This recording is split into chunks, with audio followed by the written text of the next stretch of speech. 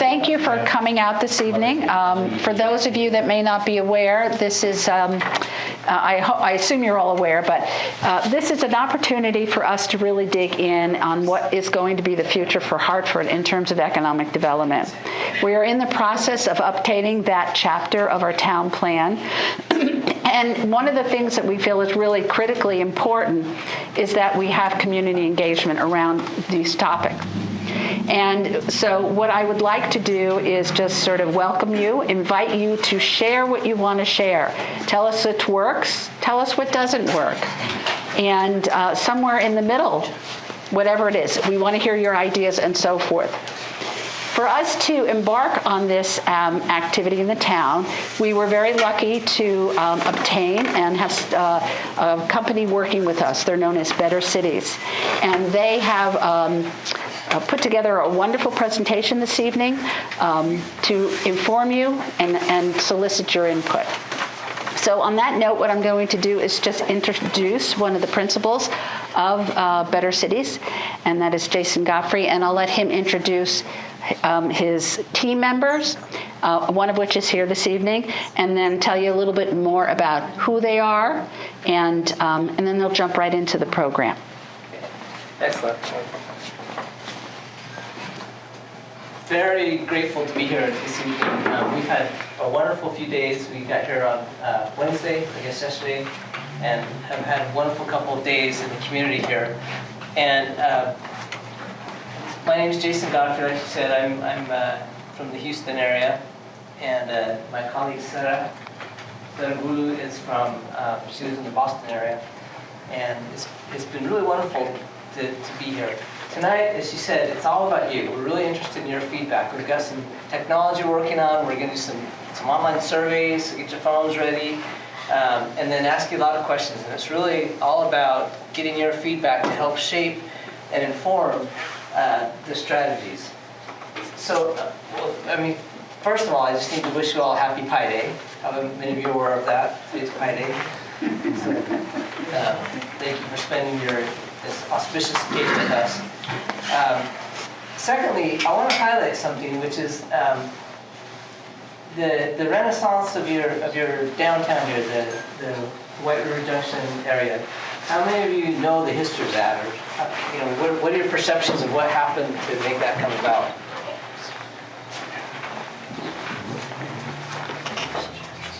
So from 20 years ago to now, what have been the steps? I don't know if you asked people to give a offer up. Yeah. What was the catalyst for that?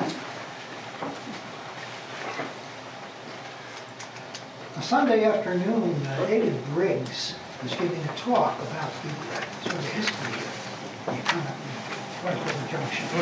And well, he was too modest to say so. I sort of got the impression that he himself and his activities were one of the sparks. I certainly agree. Absolutely. His vision and his investment were certainly catalytic in that process. And do you think of some other things were important to that?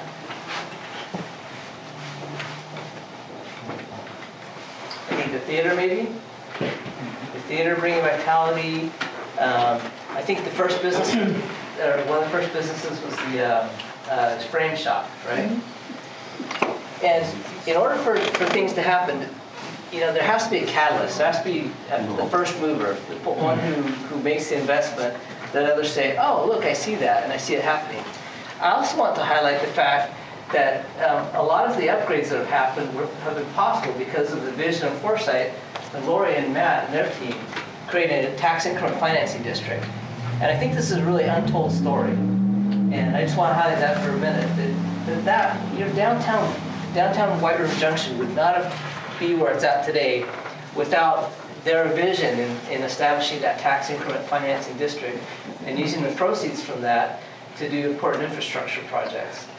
So a lot of the stuff you see is visible and you can attach names to it, but they've done a really great job in doing that.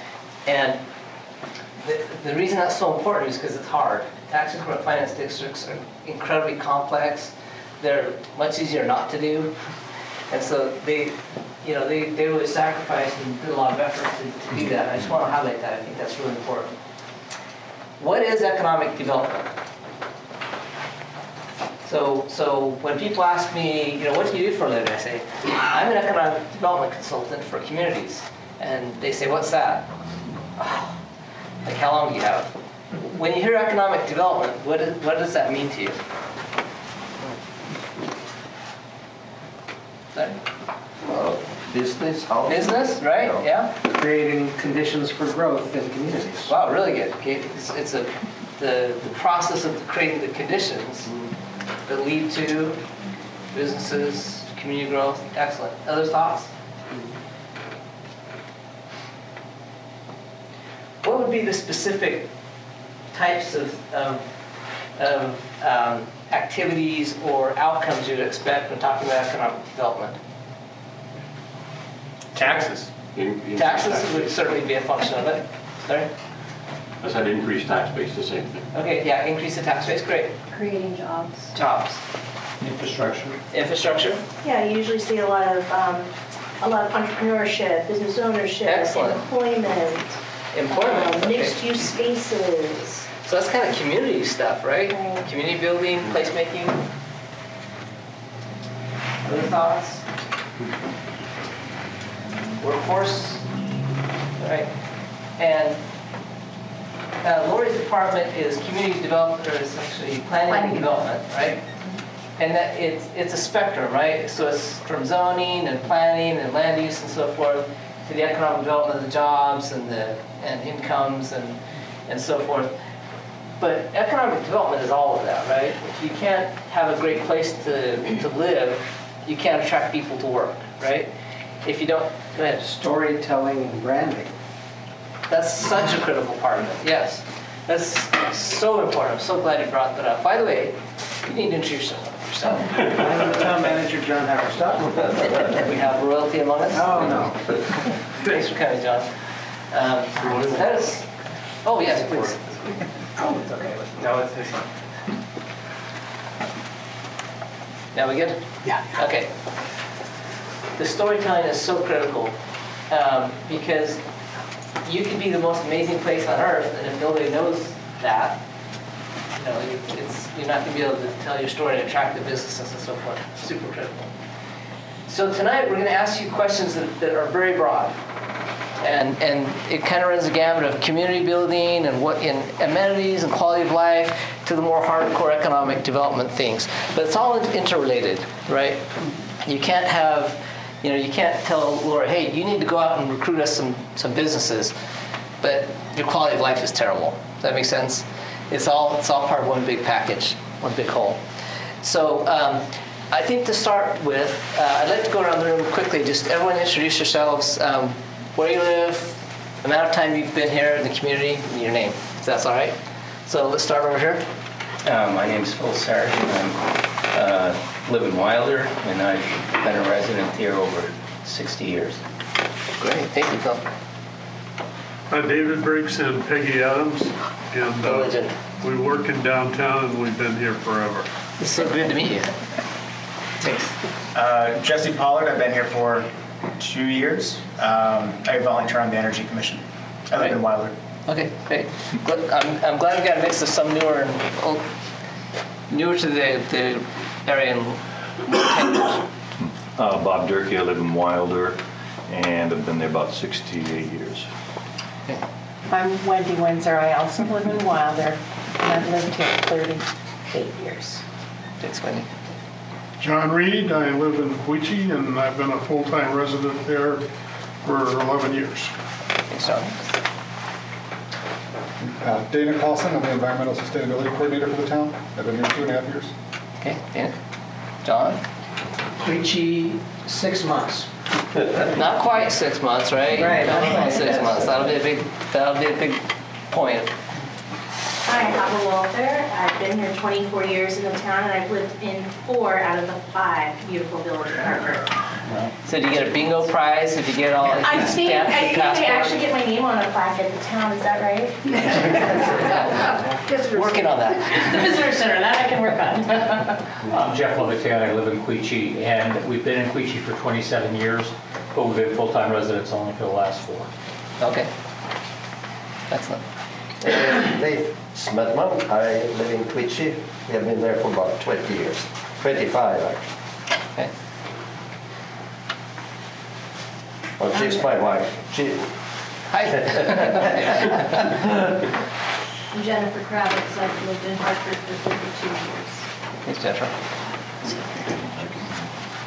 My name is Dave Brown. I was born here 73 years ago, but I've lived, my primary residence is in Maryland, but I've gone back and forth really every year of those times. That time I've been away, we have a second home up on Center Town Road.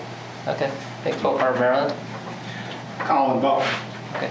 I've lived in the Upper Valley off and on for about 45 years, and in the town of Hartford for the last 5 or so. Some in Queechee and some in Wilder. Okay. Excellent. I'm Brandon Smith. I've lived here about 2.5 years, suppose in Hartford Village, and I'm a part of the Town Select Board.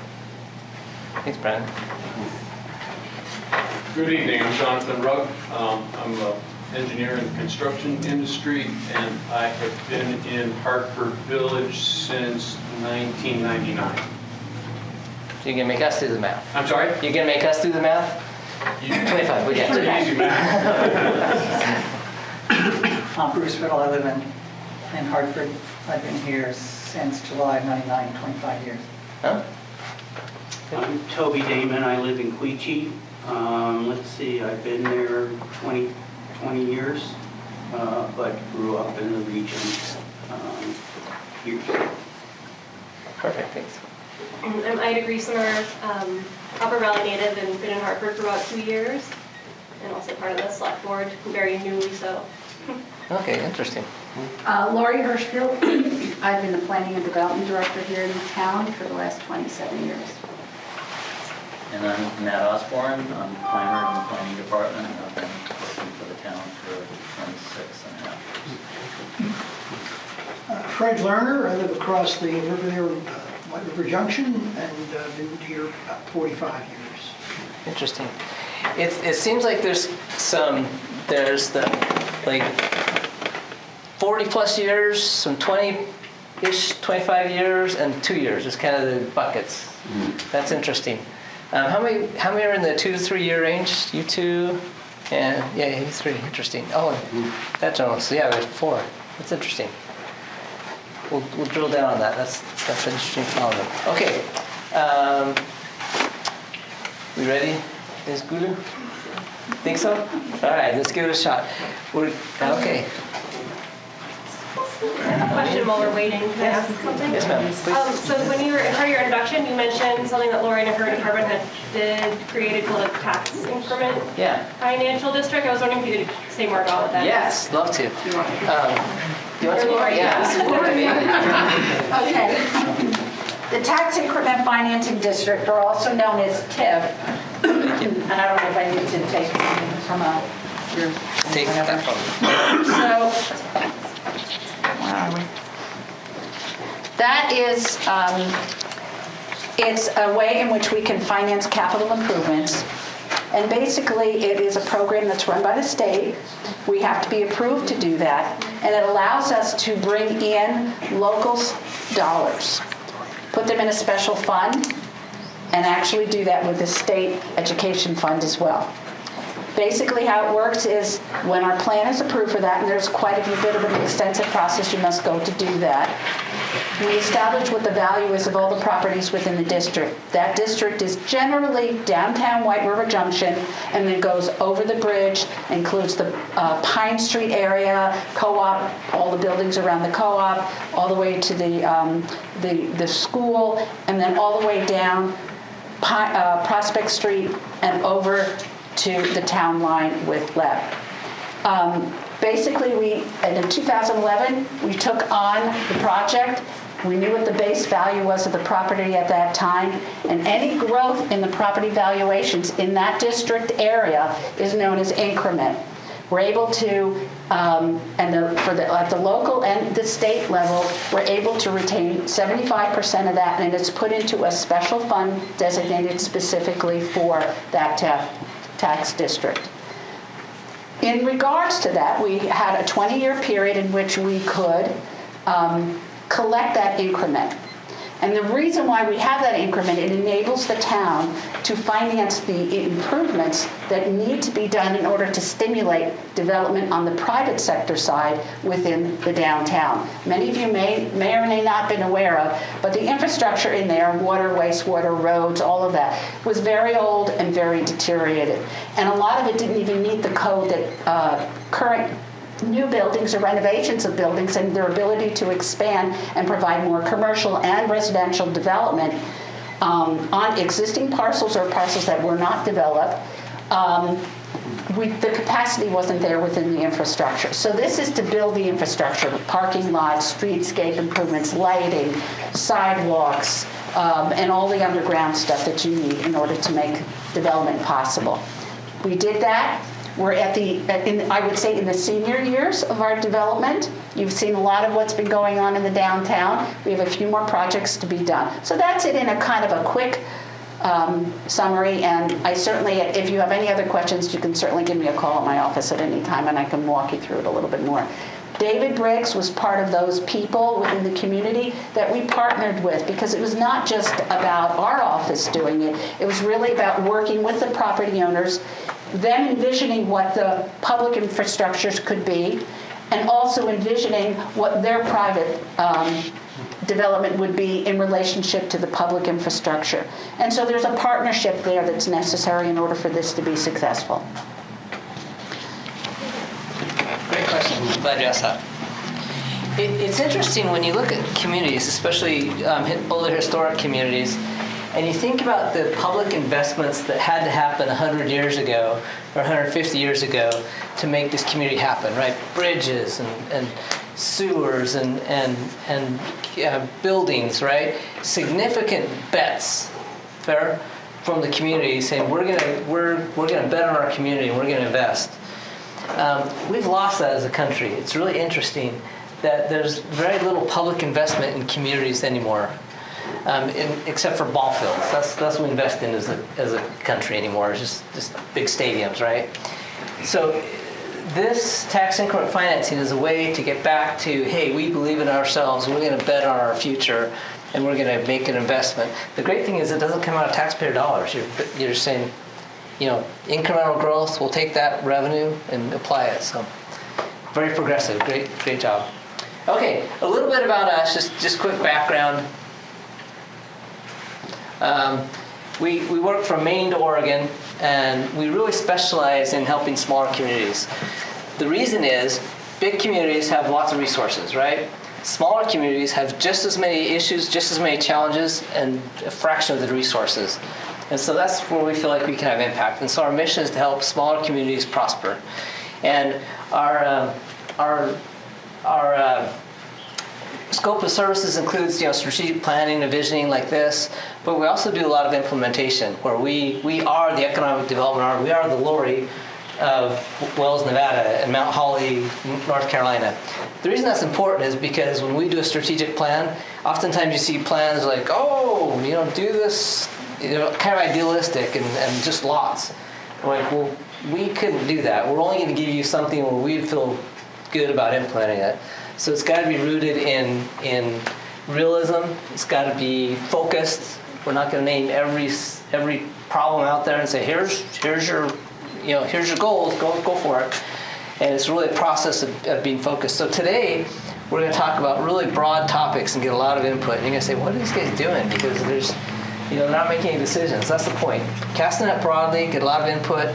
And then it'll be a matter of kind of whittling it down and focusing and doing research until we come to a strategic plan. So here's the strategic direction over the next 5 to 10 years, and here's the specific steps. Questions about that, about the process? All right, here's our team. Kyla and Peyton didn't join us, but sat around here. Kyla's flight got delayed, so she wasn't able to make it. Okay. And here's what Lori introduced, the update to the town chapter, or the chapter of the economic development. Okay, so here's the QR code. Is there a way to make that bigger? There's a way to make it bigger. So those of you who'd like to, if you'd like to participate, just scan the QR code. If you have questions, Sarah would be happy to help you.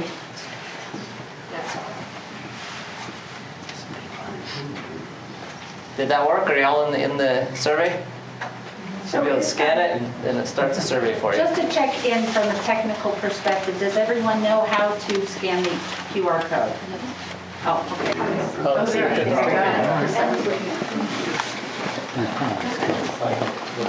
There, you got it. That's the last time I was 67 years. Yeah, there you go.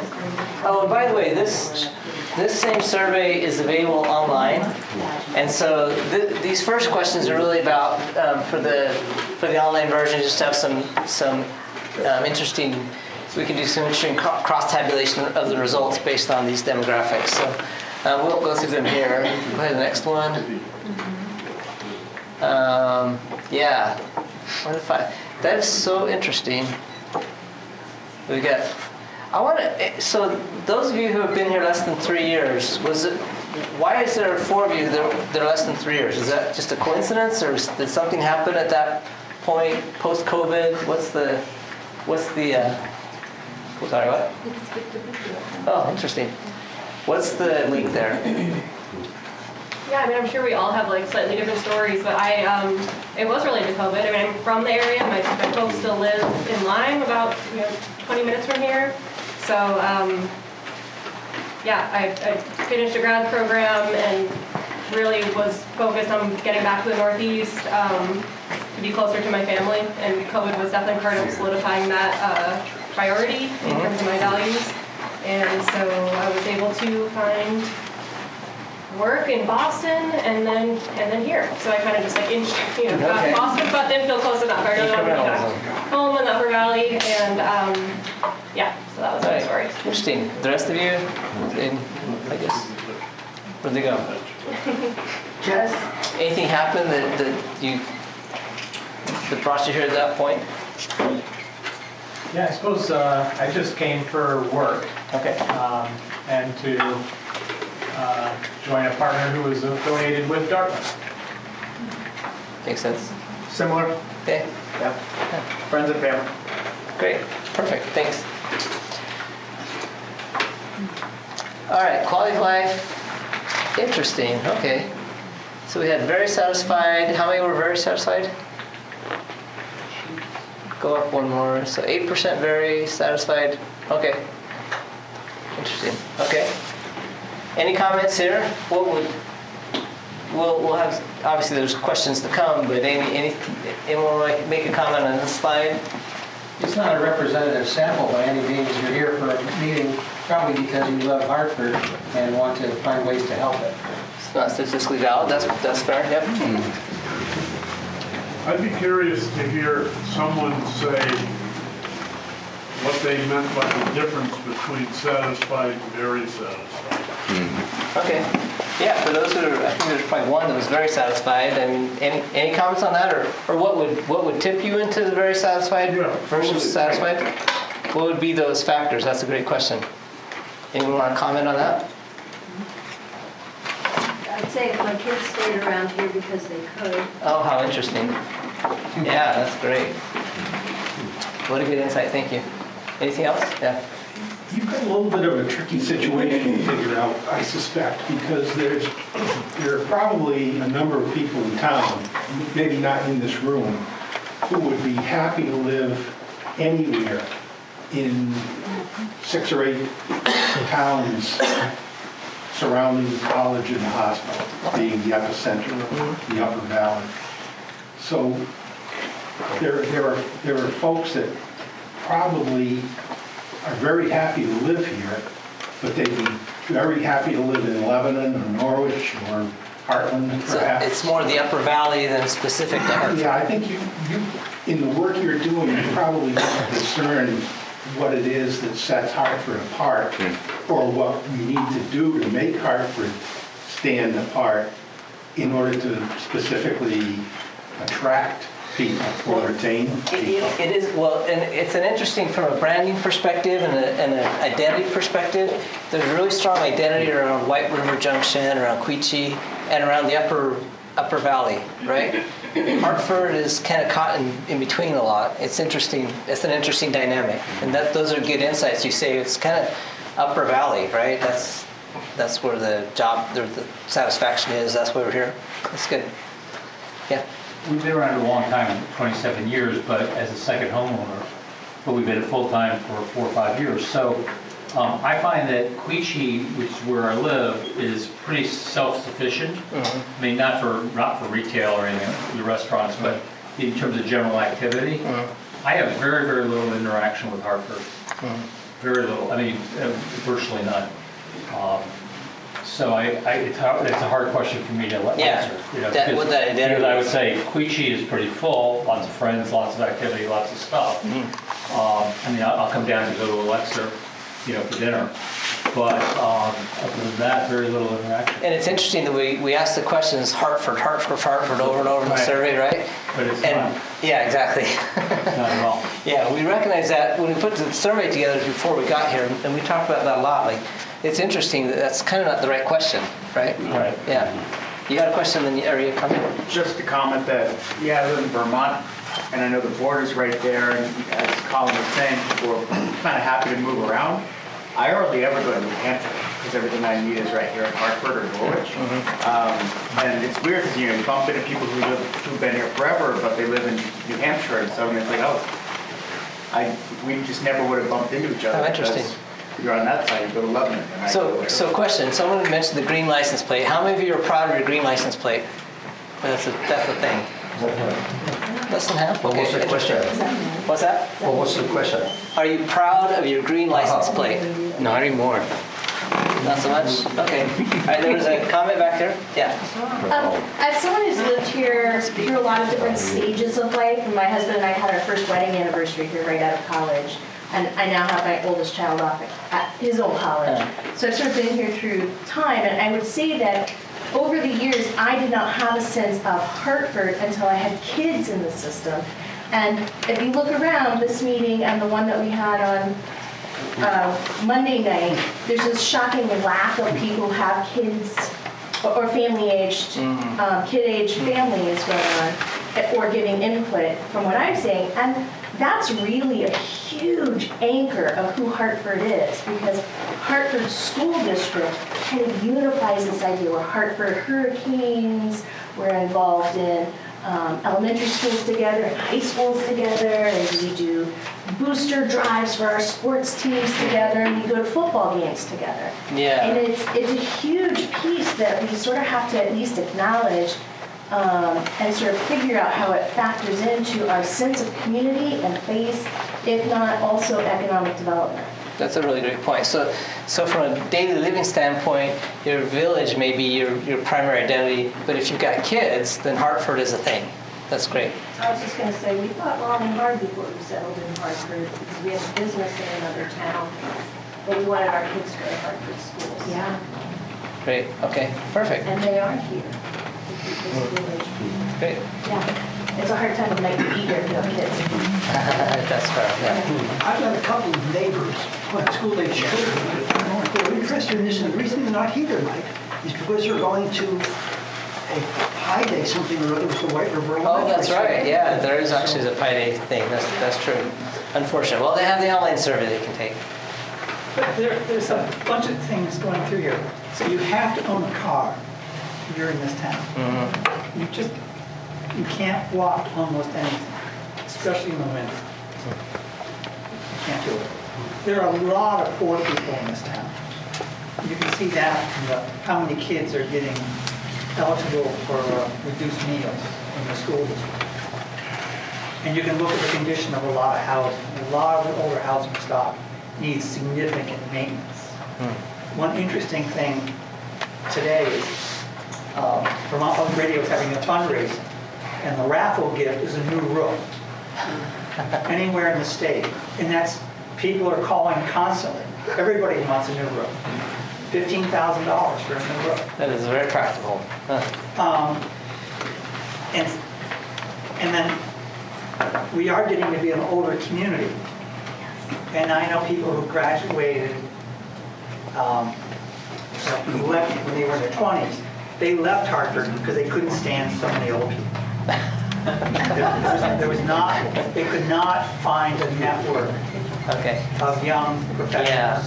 Yeah, there's some interesting demographics. In fact, let's go to the next slide because we some of our questions are targeted specifically at that.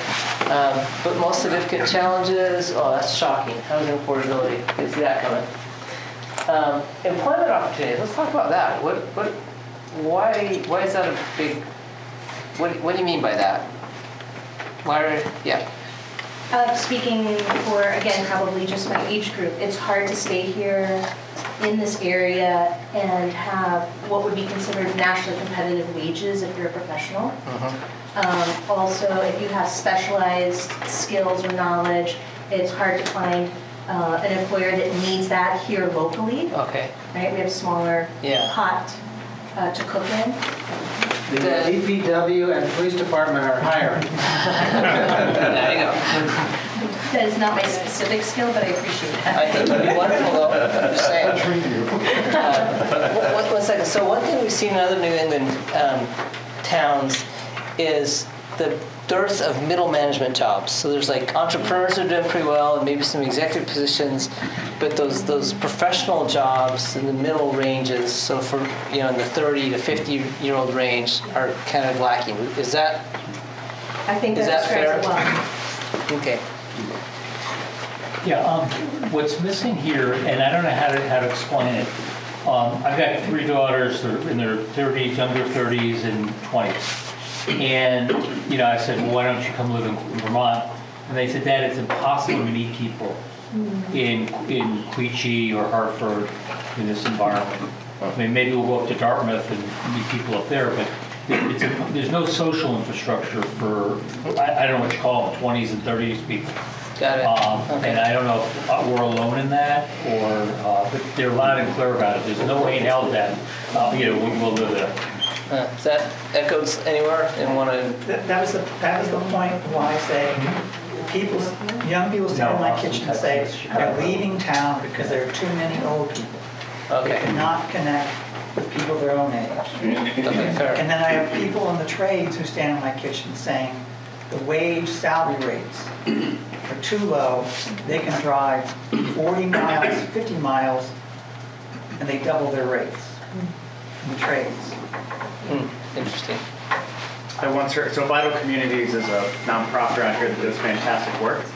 I once heard a statistic that they, I don't know where they got it from, but they say that, you move to any city as like a young person, it takes about 6 months to like feel like you belong. And in the Upper Valley, it takes 3 years.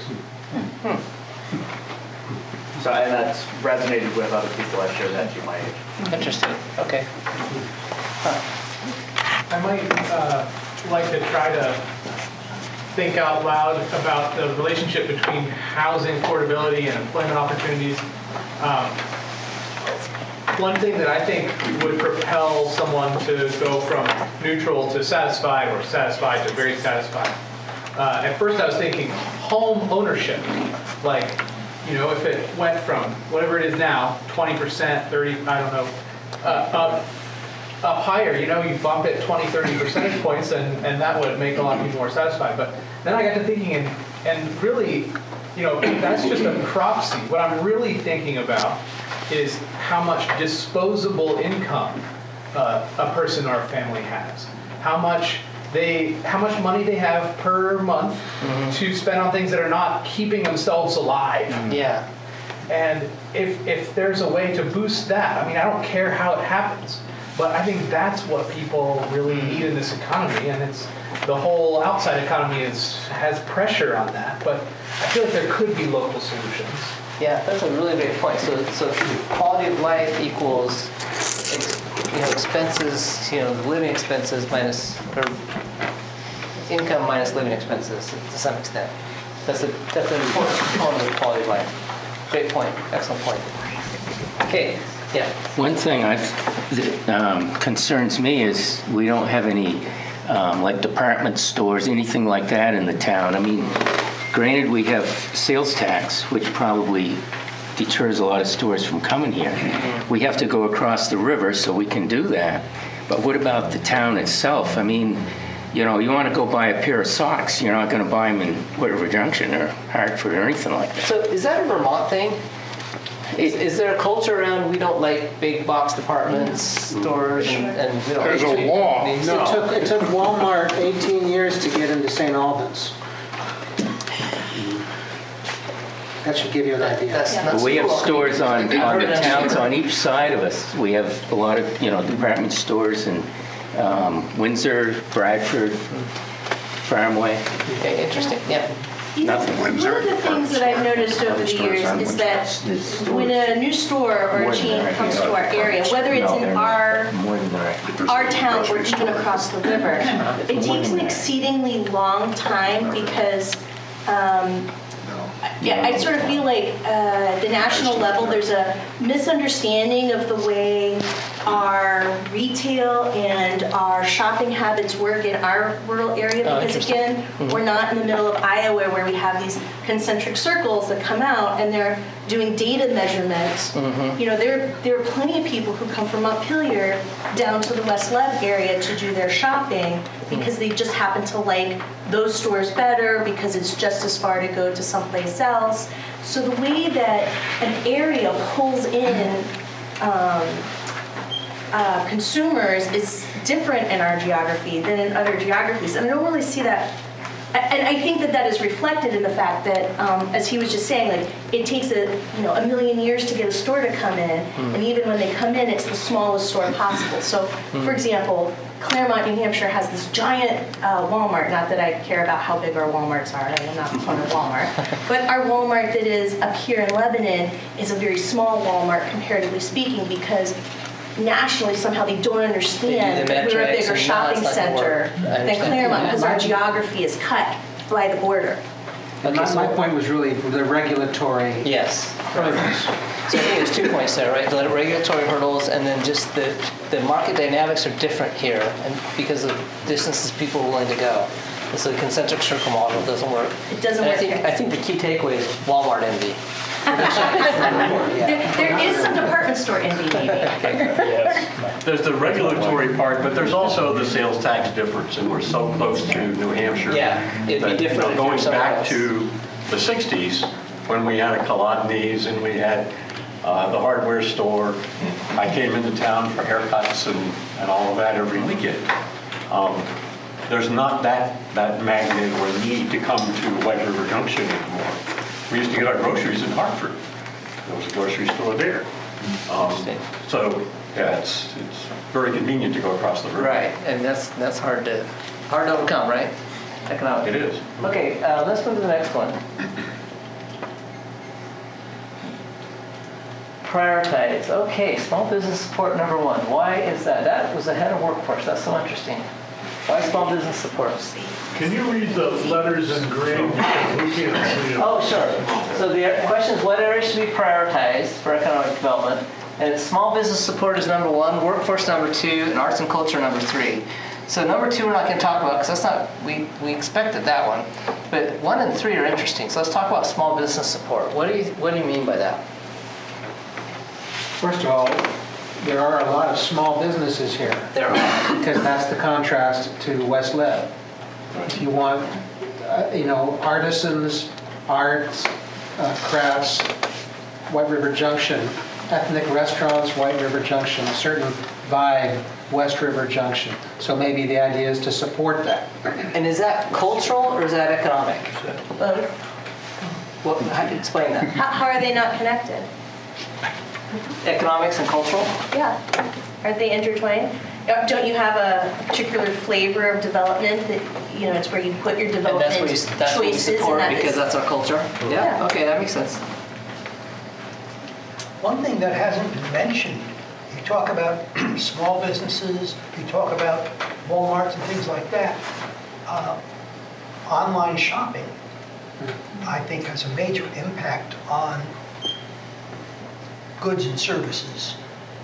That's a great point. How has that impacted the livability here, with the advent of online shopping? It's huge. It makes it so much better. Right? And I'm embarrassed with the amount of stuff I buy from the Megacorps because it's so easy to have it delivered.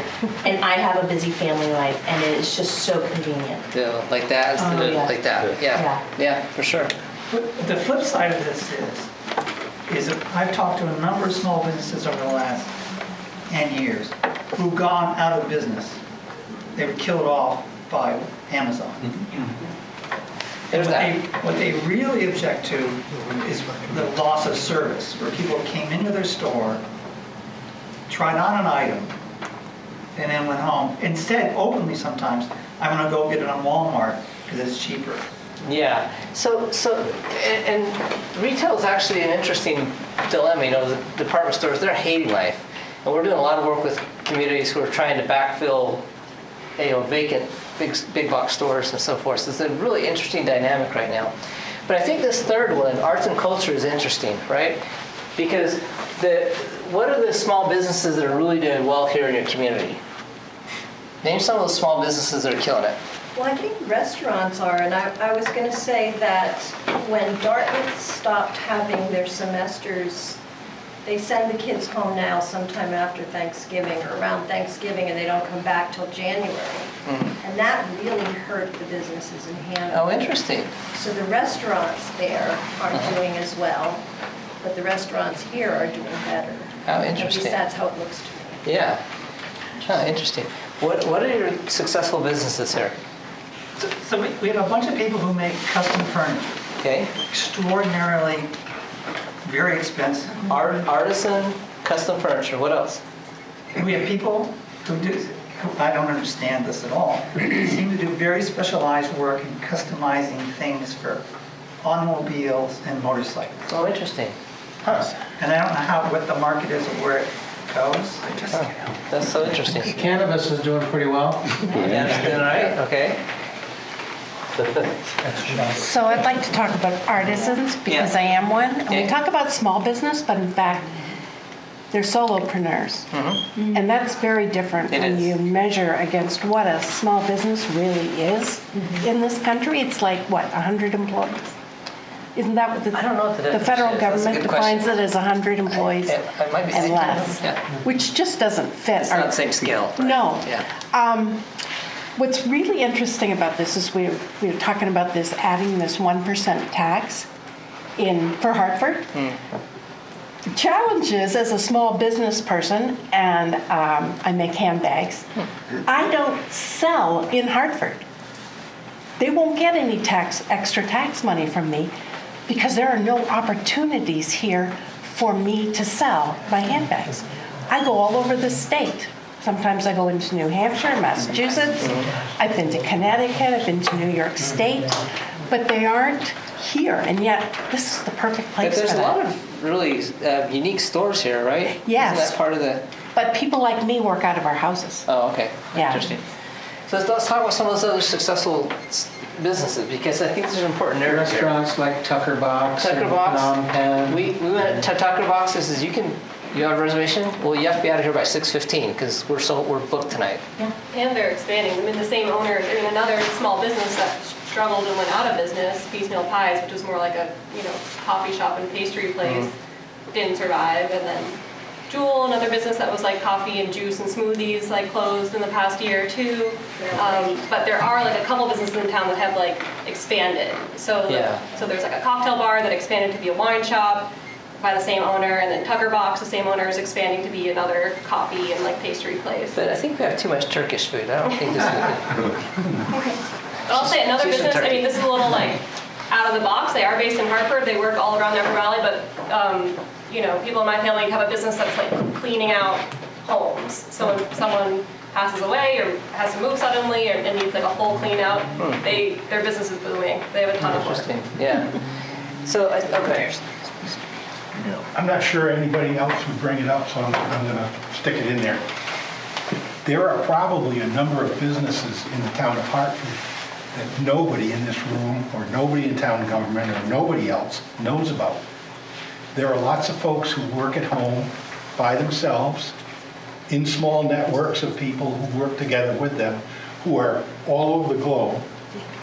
And our next iteration of the economic development plan needs to somehow capture that information, that there are people that just quietly work from their homes, probably don't produce a product that's used or consumed locally, but they're contributing to the local economy because every dollar they spend is spent locally. That's fair.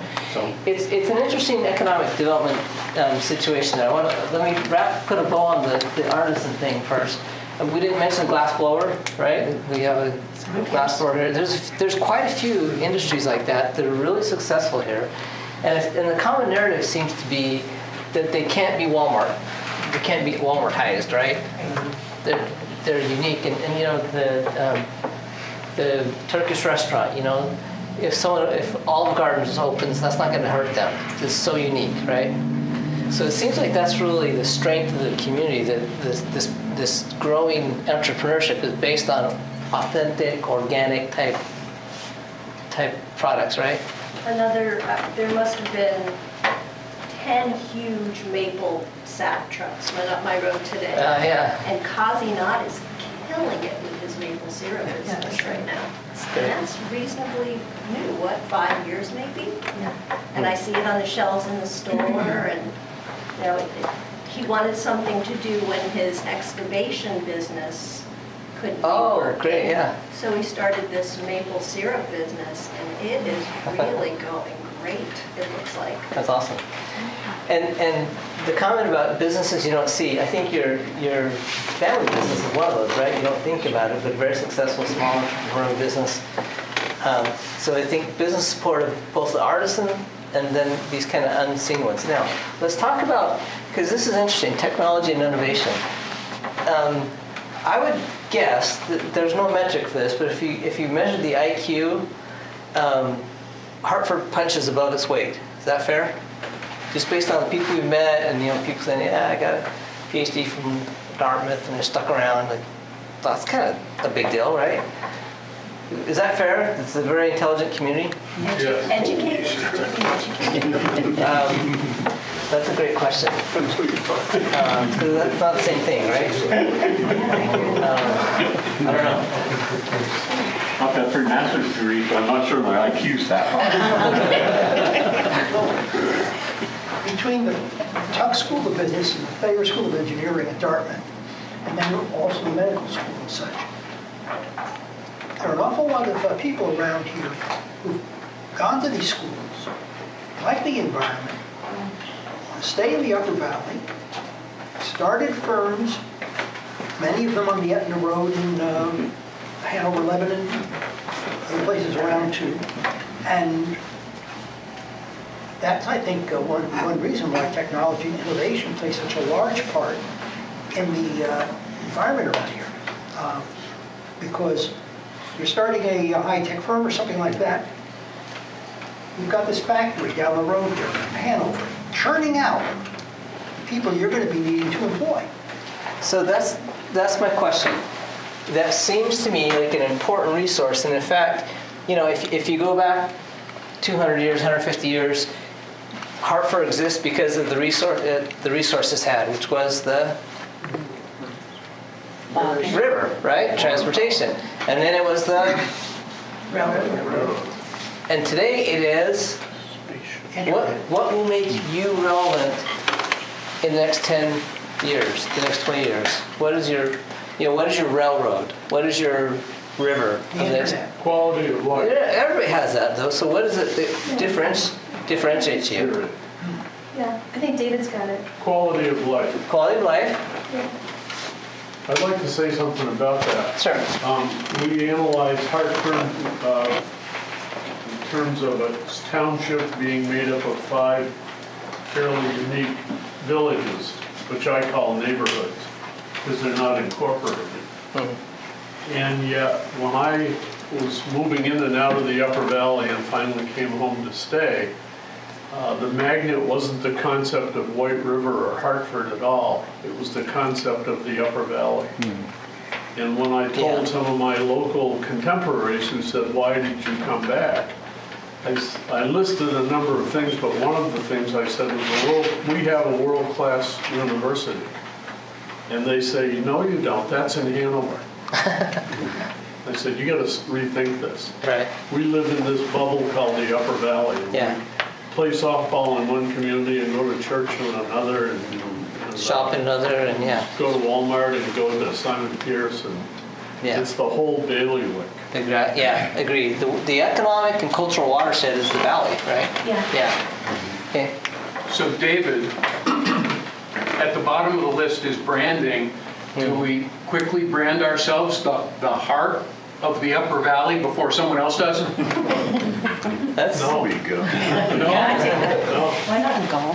East Ennis. I don't feel the need to be the heart. We're part of it. Interesting. The branding question is tricky, honestly, because Hartford doesn't have an identity, and the Upper Valley does, and the towns. But we'll get to that later. Okay, two more things. Yeah. I did just want to say I agree with you that I really do identify with the Upper Valley as a community as a whole. But I will say within that, like when considering my choice to move back, I was very, very specific and intentional about wanting to live in this town specifically. And I think it's because, to answer your other question, it's like really the arts, culture, and community that we have here. Yeah. And other things that can be found elsewhere, but also access to, growing up in Lyme, it still feels like a novelty for me to have the grocery store be 5 minutes away instead of like 20 minutes away, it's not less of like, no, I'm going into town and I have to make that part of my day. It's like, oh no, I can stop by and get this and get this. So, being in a more centralized, like micropolitan hub that has like a vibrant like arts community was like very important to my decision to live in this town specifically. And if that feels like quality of life, is that kind of what you get to? Okay. Yeah. If there's something over here, then no. Okay. For us in 1999, it was a middle class in Hartford. Yeah. As opposed to Lyme or some of the other stratified communities in the Upper Valley, where you have your haves and your have-nots, and where is a middle-class kid going to fit in when the jet setters are going off to spring break in Maui. I wanted to echo both of these last comments here. If you want to participate in the Upper Valley and you identify more with Vermont than New Hampshire, which clearly I do and people I know do, if you want to be sort of in the center of things where it's not too far to drive, you basically can choose Norwich or Hartford. And Norwich doesn't really have diversity of economic strata, but we do. I think that is like the real value of this place. We're the center of this really wonderful, huge region, and we actually have diversity. Yeah. Did you just say we were at the heart? I didn't hear it. One of the things we haven't talked about tonight is agriculture, and I just want to say that I think that might be kind of a missing part for our family. That's a really big part of quality of life. CSA's community-supported agriculture is incredibly popular here, and I don't know if anybody in the room's belonged to a CSA recently, but they're getting ready to start now, and it's going to be a race to see if everybody who wants one can get a share at a farm that's centrally located enough so that you can pick it up on your way home from work. And it's a race, and it's a huge way for agriculture to be incorporated into daily life of a lot of families. And I think we have an extraordinarily high amount of access through the farmers markets and through CSAs to like direct agriculture in this community, and that was a really big motivation for me, for our family, and a lot of our peers to stay. That's interesting. How many of you feel like access to agriculture is an important piece of quality of life here? Just raise your hands if that's an important driver. Backyard garden. For Vermont, I don't know if that's, for me, I don't know if it's specific to the town, but like, yeah. Yeah, it's part of it. Okay. Yeah, Interesting. That's okay. We did not anticipate that. That's new insight. Thank you. You put farmers markets and local food stand and stuff as part Just of that. that whole co-op, back to nature kind of thing. Okay, great. I want to circle back one more. Yeah. That's one of the biggest complaints I've heard from renters in downtown White River Junction is there's no farmers market like in the downtown White River Junction area that I'm aware of or that they're aware of. They can't drive. I think only recently Advanced Transit started taking people up to the Norwich Farmers Market. But where that parking is across the street from the Coolidge, all the renters in White River Junction want there to be a farmer's market. Oh, interesting. That's great. They complain. Thank you. I didn't quite finish the conversation about your educated workforce as an asset. I want to have a little small micro conversation about that. So you got super smart people here, I think. How can that, so if we're talking about small businesses and arts and culture, that's another asset. How can that more fully be utilized, leveraged in the community? What are your thoughts around that? Say it again, please. So you've got really intelligent people. You've got, I would argue that one of your primary, you had the railroad, you had the railroad, now you have smart people, okay? Educated people, intelligent people, that kind of punch above their weight in terms of, against the average, right? How can you leverage that resource, that natural resource, which is the pillar of the current economy, right? What railroads were 100 years ago, brain power is today. How can you leverage that? We are blessed to have high-speed internet. Not all Vermont communities do, so people can work in Mumbai or whatever on any given day from White River Junction. But what about these shared workspaces in which entrepreneurs can get a little bit of space and do their wizardry on the internet, right? All right. She gets to check that off the brain card. So. Posting that, I know people who work remotely out in Sharon, Tunbridge, Bethel would happily commute to White River Junction and work out of a WeWork or something. Perfect. So I've read too much about this. I think build a really nice high-tech incubator space with all the things that people are looking to have in it is a lot of money. And the rents are not going to cover the cost of that space. What's going to cover the cost of that space over time is how many businesses you produce, and they stay local. We've seen models differently. We've seen models that are pretty affordable, require a little bit of public investment to get them launched, but because you're right, it has to hit a price point. If you're talking about solopreneurs and entrepreneurs and remote workers, you can't price them out of the market. So it seems the ones we've seen that are super successful are just super quirky. So you talk about WeWork. I think that WeWork model kind of failed because it's too corporate. The ones that work are super quirky and fun and open and. Okay. Sorry. I was going to ask Lori a question. Didn't we just lose one of these shared office spaces converting to residential on Railroad Road? On Railroad Road, it was not a shared space as much as it was rented commercial space that because of COVID and the businesses going remotely, there wasn't any more need for that. My impression was it was shared space. If it wasn't, that's shared fine. space, it was a very small piece of a shared space within the same building. You're talking about 35? Yeah, I think that's one. There was which was also used as a conference room for some of the businesses that were on the upper floors. But it's that phenomenon of people working in their homes that it resulted in that. And so they didn't need the space anymore. Okay, so apparently this is our only opportunity to talk about branding. So let's cover that. We're going to get off the slide, but talk to me about branding. Why that's important.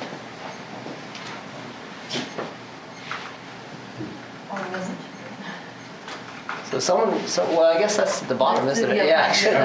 It's actually the inverse. It's not important. So actually.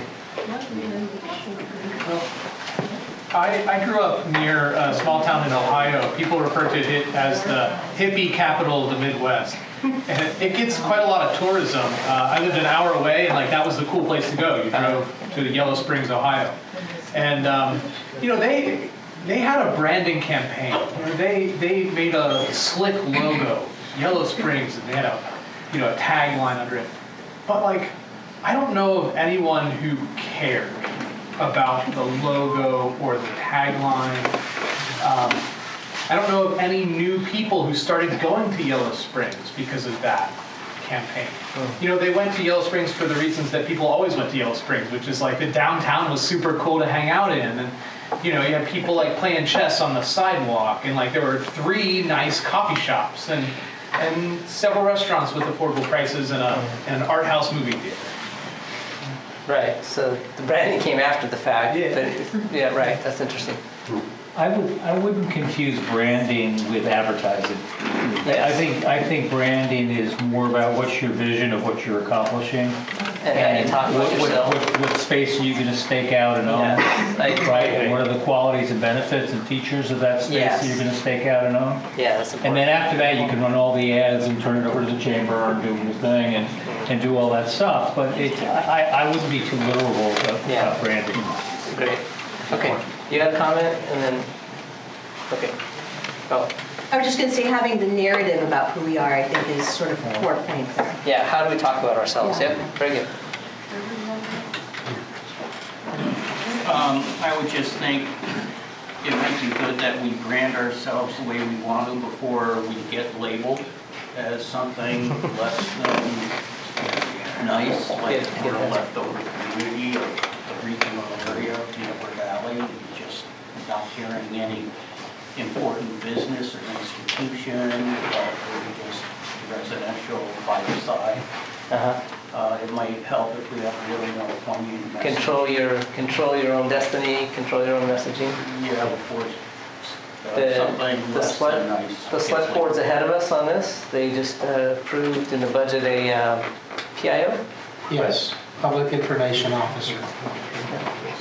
So, great. I think this will be important, honestly. There was one business a few years back that was promoting the slogan, White River Junction, it's not so bad. That's right. Cool. Let's not hire them.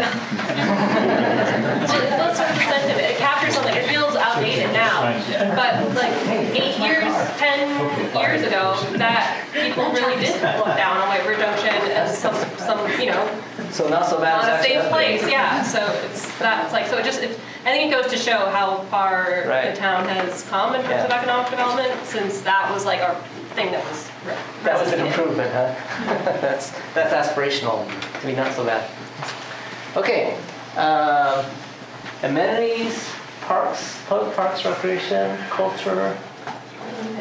Okay, pretty even. So anything stand out to y'all when you see this? In terms of any surprises or any comments you have on what's the important amenities?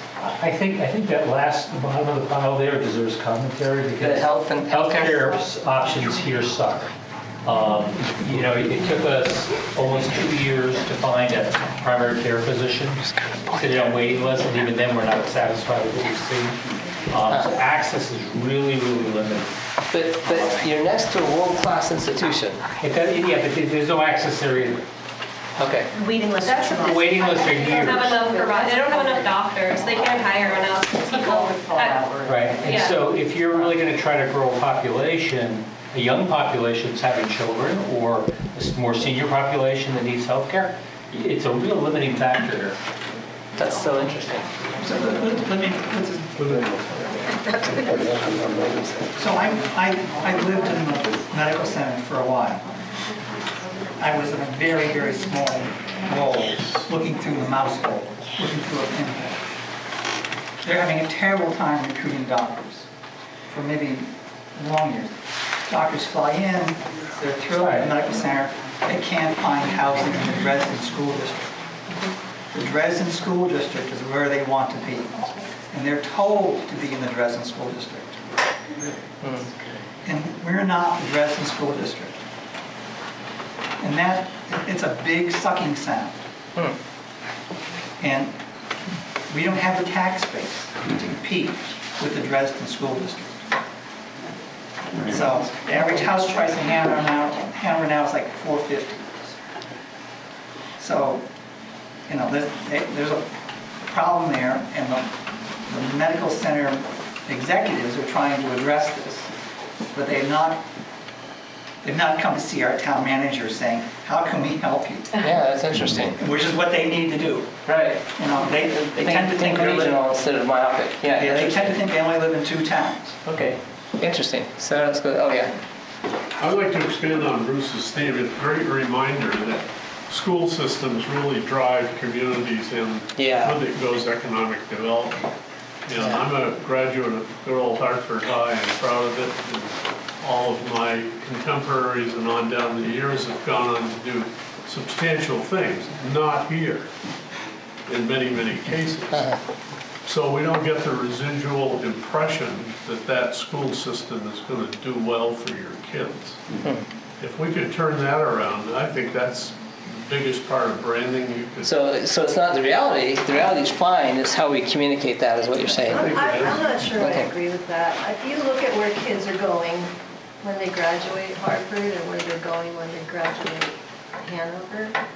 Well, I think that has a large part to do leveraging off their own family circumstances. Yes, that's true. I think That our is kids true. punch above their weight and go on to That's do true, well. but I think if you look at those statistics and that's something you care about, like, for instance, But the again, physicians moving in. I appreciate what you're saying, but if we did a better job of conveying what our kids end up doing, how much they accomplish, even though they don't end up accomplishing it here, that springboard was the education they got here. And isn't that you're arguing differential outcomes, right? Your argument is differential outcomes? Okay. Isn't that a Vermont issue? Kids go away, they have a career, that's a New England issue. then they come back. Yeah. Because they want those small town values. Yeah, like what's more important, to be able to say we send a lot of kids to Princeton, or to say we developed a lot of kids that were successful wherever they went? Okay. All right. Great insights. Yeah. How fun. Not working pretty well, I guess. But I think that it's better to see if you read Jason quickly. I didn't do it. Let's go to word cloud. We actually have 7 minutes left, so we have to kind of power through some of these. Two verbal. So, sorry. Yeah, this is good. So, but yeah, if you want. I don't think that's so this one, I don't think we got to represent the town pool. This will be really important as we do the broader survey. The idea is we recognize this kind of flood, people go out and then some come back, but how do you keep those middle, the late 20s to the 40s, that range in the community? Bring businesses in for them to work at. Sorry? Bring businesses in for them to work at. Right. Okay. So let's move on to this one too. Yeah. Okay, this is worked out. Okay. Yes. What initiatives or improvements would make Hartford more attractive to the younger generation? Jobs. Okay. Paying jobs. Affordable housing. Yep. Waterfront business. That's interesting. Didn't know we had a waterfront. I think that's kind of the issue, right? You have water. Waterfront, not so much. Yeah, I think that's huge. I will just echo that. I put on the one that we skipped over about the amenities. I think just anything in terms of river access and like river-facing restaurants or bars, or just really leverage. I think the rivers are an incredible resource here, and they're so Underutilized. Underutilized, yeah. John makes such an interesting observation that historically towns put their backs to the rivers. They were ashamed of rivers somehow. Or frightened by them. Frightened by them? Okay. Industry. Yeah, they're industry water. They're industry like waste. Yeah. They're not anymore. So, Yeah, rivers are viewed much differently today. It's not just disposals, right? So, right. But it requires a total reorientation, and especially access. Good point. Yeah, I see river access a lot. Yeah, that's great. So interesting. Okay. In fact, there's a Route 5 byway scenic path project now in the planning stages, and we just heard about it at the TAC meeting. The Route 5 kind of corridor, bike ped stuff from basically Hartford down south. So maybe there's more to come on connecting again to the river. It's fantastic. Back to amenities. A couple of years ago, we fell down very badly. We're not talking about it, and we haven't gotten up from it. And it had to do with the fact that we didn't have a conventional football field with a track around it. And we couldn't build the track because we had a baseball field that was considered to be the best infield in Vermont. And so it was sacrosanct. We couldn't touch the baseball field. Well, we ended up building an extraordinary baseball complex 3 miles out of town. That freed up the option, and when the time came to build the running track, we turned our back on it. I think we need to get back on that horse and have a running track because it's the most egalitarian amenity you can have.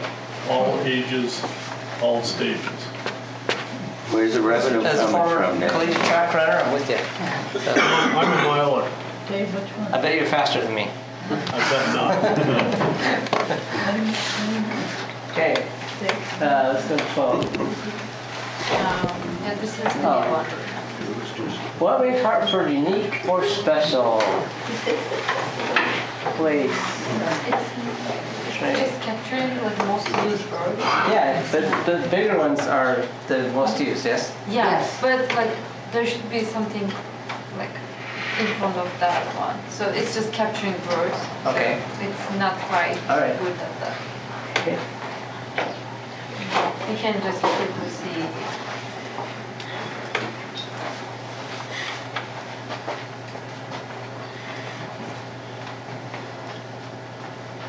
The eyes interested a lot.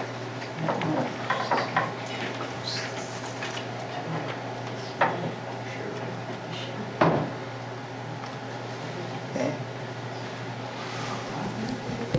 Touch community. Okay. Okay, great. All right, let's move to the next one. All right, this is super important. Vision for Hartford. And we've just got a couple minutes left. We'll stop on this one. You know, Hartford today, Hartford in 10 years. Talk about what those differences are. What's the vision? Cohesion. Cohesion? More cohesion then? I'd like to see it, just my personal opinion, because we have these 5 villages who don't necessarily see much of a Hartford identity. Okay. Maybe to build Or a Hartford identity. identity. That's fair. Good. More young families. More young families, yeah. What would make that happen? Housing. Just housing. Housing. Just housing? Housing. Someone live. Duh. Okay. There's a lot of, it seems to be, a lot of housing is either just recently opened or is currently being built or in the active planning stages. And I wonder how that is going to impact all these things we've been talking about. What kind of people will it bring in? Will it bring in the young families? Will it provide a place for the workers that we need? Or You know, housing, we are in such a strange place with housing. We've talked about this in some of our groups, but you've got declining fertility rates, right? And population is not growing very fast, especially in the Northeast, if at all, right? And we're still building more housing, so why, please reconcile those two. And we're just at a weird generational spot where household formation is so different today than it was 20 years ago or even 10 years ago, right? Where household formation today looks a lot like 1 or maybe 2 versus 4 or 6.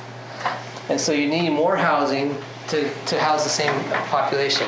People are staying in their homes longer.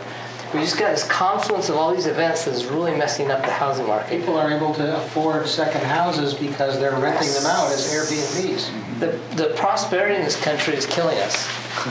It literally is. Because there's so much prosperity in Florida, right? They can afford to buy second homes up here, pricing the locals out of the market. It's just such a strange confluence of events. You ask us to predict, I've given up. This is so hard to anticipate. But one other point I want to make is that what is the housing watershed? So you think of economic watershed, so all the water runs in a certain area. What is a housing watershed? Is it just Quechee? Is it just Hartford? whole region. right? The whole upper valley is a housing watershed, of which we're just a part. And that's what makes it so hard, right? Is that you could put up 500 units tomorrow and might not solve the problem. Wouldn't solve the problem because it's a regional issue. Okay, that's more people flood here, but there's just so much demand on a regional basis. It's a really challenging issue. I'd still take those 500 units. Okay, fair enough. It wouldn't hurt, right? I think we have more infrastructure though than a lot of towns. So if you take Thetford, you know, everybody has to put a well in. Everybody has to do their own waste management. So, Fair enough. you know, keeping it with transportation is easy. Okay, so I want to move off housing. What other things do you see in terms of vision? Just have a minute left. Just popcorn answers. What other things? What role would or should immigration play in the future of our region? Will it be a positive factor or a negative factor, or will it make our towns livelier, or will it create problems? These are things that I think that ought to be thought about in any kind of future planning. So we've asked this specific question in several of the focus groups, especially with respect to refugee populations. The statistics on refugee populations are off the charts. We should be begging, every community should be begging for refugees because of what they do for communities. But what are your thoughts? So just from a cultural standpoint, we've asked this before, but I'd like to get your input. Refugees? It's worked for 250 years, why would we stop now? Because we don't have any economy in this town. Where are they going to work? Well, we have to live. No, we have business owners complaining they can't find workers. We have a restaurant that just needs workers that can't open, and businesses that are open 4 days a week. We talked about all the businesses on the Etna Road, and the Etna Road's not in Hartford. I agree with you. You know, the thing is we want all the same things the other towns have, but it takes money to do that. And that's where we need this economic development. We need to bring the tax base up. Property taxes can't cover the infrastructure that we need in the town. That's my opinion. And you need to lean into who you are, right? And not be somebody else, but be Hartford and be more of it. So, well, this is, yeah. I was just going to say, it is the number one thing, as the Chamber of Commerce, it's the number one thing I hear from chamber members and other businesses is staffing. Like, they're dying. I mean, literally, some businesses are closing because they can't staff.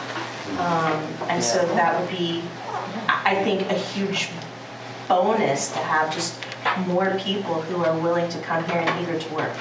Yeah. Great.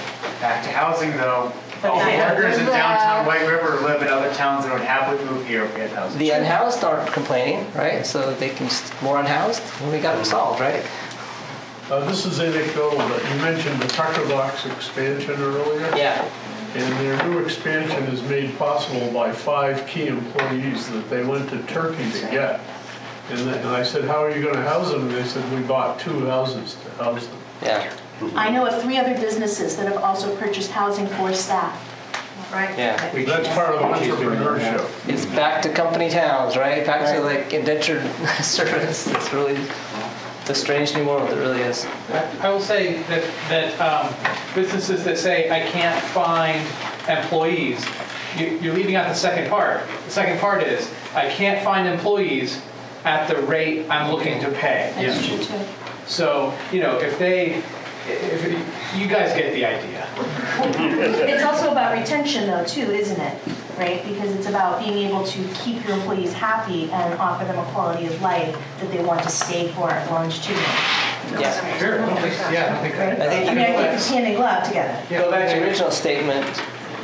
Cost of living, pay. If it's that, you're not going to retain employees. Fair? Yeah. Absolutely. This is such. Oh yeah. Back to the vision segment, you can see it up there. A lot of people under some age would really like more walkable, safe sidewalks and more safe, doable bike paths. We heard that in the focus group this morning. So you got a teenager who's always in the middle of the road with a skateboard because the sidewalks are too dangerous. Do that math, right? So, yeah, great point. Thank you so much. We've got a few minutes over. You've been very generous with your time. We really appreciate this feedback. This has been so informative. And we love this community. We're so impressed. And you're so nice. Oh my goodness. You're so nice. It's joy to be here. We'll be here for a few more minutes. If you have some more comments, you'd like to share them, we're happy to do that. Otherwise, be sure to get some refreshments on the way out. Thank you for your time. Yeah, please.